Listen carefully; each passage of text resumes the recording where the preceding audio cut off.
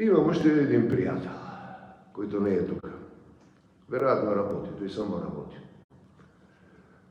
Казва си Иво Иванов, колегата на Чадър Стефан. Его тук е, виде. Къде е? Там. Иво, здравей. Реагирай, бе, кажи, че не съм прав нещо или съм прав. Я балаузи. Иво Иванов ми написа едно писмо, како посещение на един разговор, който сме водили аз и той преди дълго време, преди 10 години. Разработва една идея, дали е моя или негова, не знам, но ми е написал това. Бате, Владо, не ми е работа да ти давам акъл, пак и акъл се дава само онaj кој го иска. Ще си позволя да споделя некои ценни соображения односно темата за клубовете, или како още по традиција да ги наречеме македонските комитети. Понеже в Скопје не ни остана време да поговориме, да ти кажам. Общественото мнение в България, макар и не е много просветено по македонската тема, все още е преобладаващо патриотично, по инерция от възпитанието, дадено в касните години на социализма и до некъде хаотичната пропаганда давана по време на прехода, подкрепа българската кауза в Македония и се интересува за съдбата на българите в днешна Северна Македония. Под един, под два. Това обществено мнение, особено по отношение на младите, не е така устойчиво и винаги може да се промени в отрицателна посока. 3.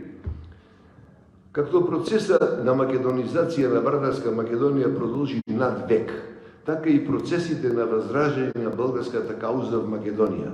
Ако успее, ще му се даде нужно много повече време, най-малко барем още половин век след нас. Българската кауза в Македония може да успее само ако има добър тил в България. Най-добре е в този тил да се българската държава и политици.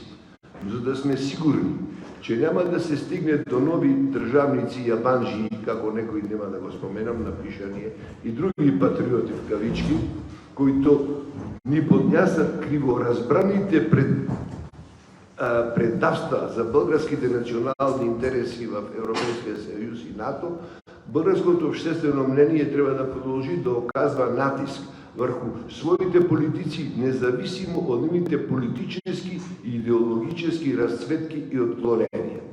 5.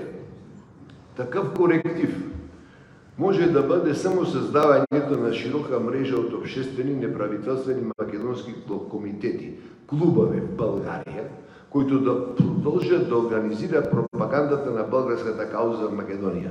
Те трябва да координират обществената енергия, научна, финансистка и така.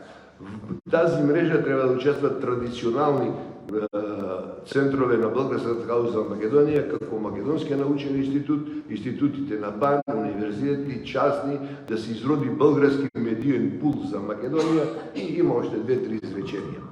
Сега аз говорим с Иво и говорим за нещо друго.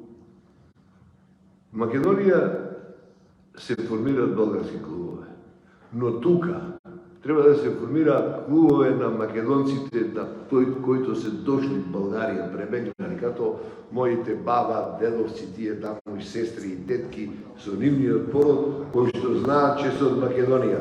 Това е некаква симплифицирана, простена идея от македонските братства, които съществуваат тук. Но братствата беа конструкт на едно друго време. Тогава всички живееха, кој в Гевгелийската махала, кој тамо. Днес вече не може така.